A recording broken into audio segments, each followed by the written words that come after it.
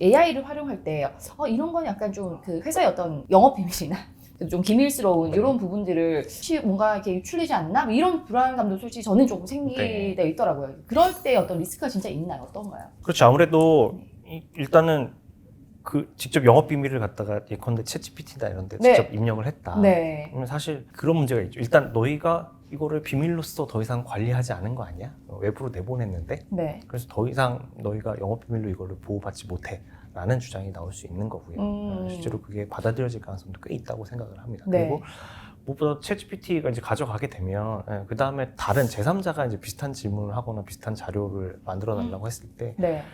저희 회사의 그 자료가 활용이 돼서 유사한 자료가 또 나갈 수도 있고 그 과정에서 이제 저희 회사의 영업 비밀이 자연스럽게 노출이 될 리스크도 완전히 배제할 수는 없는. 네. 그러면 그럴 땐 또 어떻게 하나요? 이거는 우리 회사의 어떤 영업 비밀이니까 뭐 노출하지 말아줘 라면 그런 또 목을 넣어야 될까요? 그러면 챗GPT를 활용할 때? 정말 이제 돈이 많고 중요한 회사 같은 경우는 그냥 자체의 어떤 폐쇄망에 다 구축해버리죠. 네. 우리 회사는 그냥 우리 회사 안에서 다 할 거야. 우리 회사 정보는 절대 밖으로 못 나가. 이렇게 하면 사실은 애초에 물리적으로 분리가 되니까 그건 제일 네. 좋고요. 근데 요즘처럼 이제 클라우드 시대나 다 이제 서로 연결이 되는 상황에서 그게 사실은 쉽지만은 않거든요.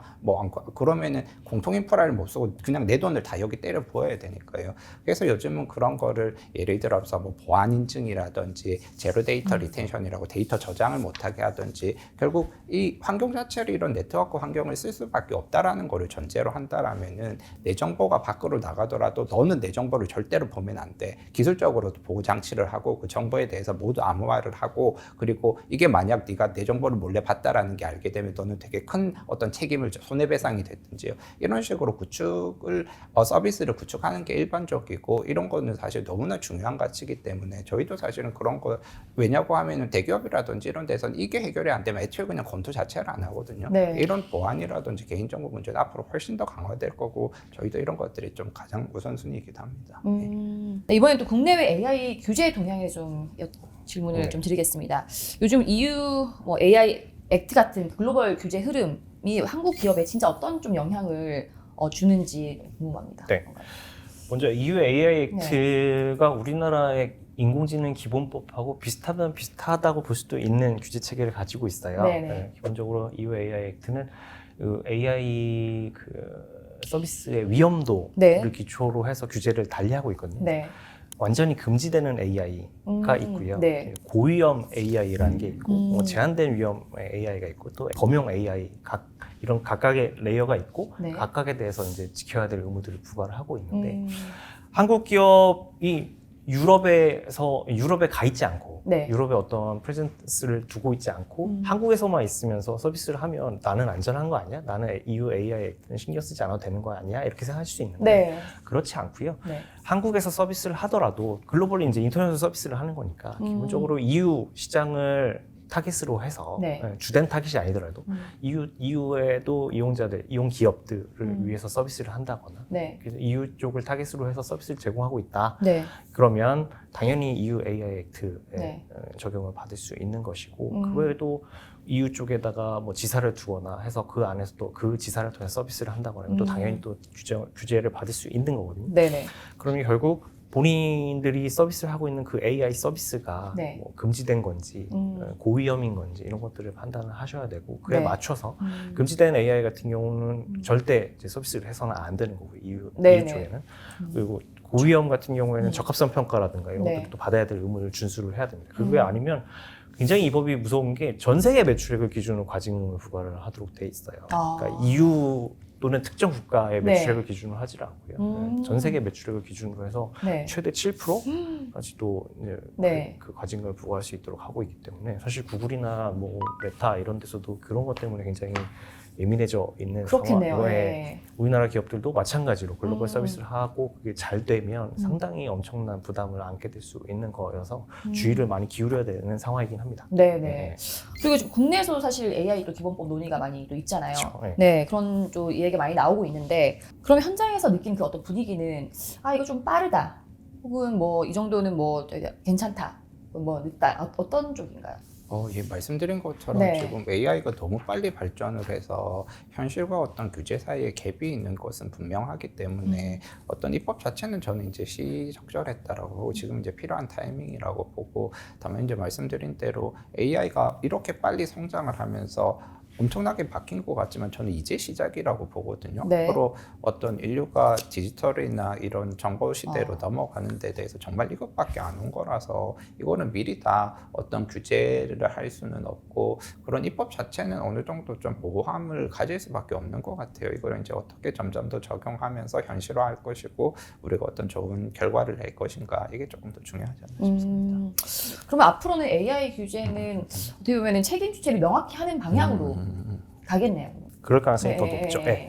기술은 어느 방향으로 더 발전해 갈지, 네네. 어떻게 발전해 갈지 예상하기는 어렵고요. 네네. 그러니까 최소한의 룰을 정하고 그 룰을 어겼을 때 누가 책임을 질 건지에 대해서 더 관심을 많이 가지게 될 것 같습니다. 네. 알겠습니다. 그리고 또 기업 실무자들도 이런 데 좀 궁금해할 텐데, 기업이 AI를 도입할 때 이런 대표분들이나 그 임원분들이 가장 좀 많이 하는 착각을 좀 하나만 골라주신다면 네. 어떤 게 있을까요? 아까 말씀드린 대로 이제 AI를 도입을 해야 된다라는 데는 진짜 아무도 부정을 안 하거든요. 네. 그건 이미 기업마다 다 KPI로 잡혀 있어서 그건 무조건 해야 돼요. 근데 이제 어떻게 해야 될지를 모르는 것이 이제 그동안에 조금 이제 문제점이었던 것 같고요. 이런 것들이 이제 변화를 하고 있는 것은 결국 어떤 특정인의 전문 지식이나 노하우 이런 것들이 점점 더 공유를 되고, 우리가 이렇게 하면 업무를 조금 더 효율적으로 빠르게 할 수가 있겠구나. 실제로 뭐 미국의 팔란티어도 그렇듯이 어떤 국방이라든지 어떤 수사라든지 이런 정부기관 일을 하면서 이런 업무들을 이렇게 데이터화해서 이렇게 처리하니까 속도가 빨리 나가는구나. 이런 것들이 이제 노하우가 쌓이고 데이터가 쌓여서 지금 수많은 기업들이 업무를 대단히 빠르게 이제 효율화하고 거든요. 저희도 마찬가지로 사실은 큰 대기업 프로젝트들을 되게 많이 했어요. 그래서 대기업들은 어떤 고민을 가지고 있고 이걸 어떻게 하면 풀더라, 이런 것들을 점점 더 표준화해서 사실 그런 어떤 업무 노하우나 경험들이 점점 더 이제 많은 사람들에게 공유가 되면은 나도 그럼 그런 업무를 할 때 이런 식으로 점점 더 효율화되고 속도가 빨라지고요. 그렇게 해서 어떤 인류의 어떤 지식들이나 이런 것들이 점점 더 공유되면서 전반적인 사회나 개인들의 업무도 훨씬 좀 효율화되고 우리가 번거로운 작업은 없어지고, 이렇게 AI를 점점 더 많이 활용하게 되는 것 같습니다. 네. AI가 만능이다라고 생각하시면 큰일 나요.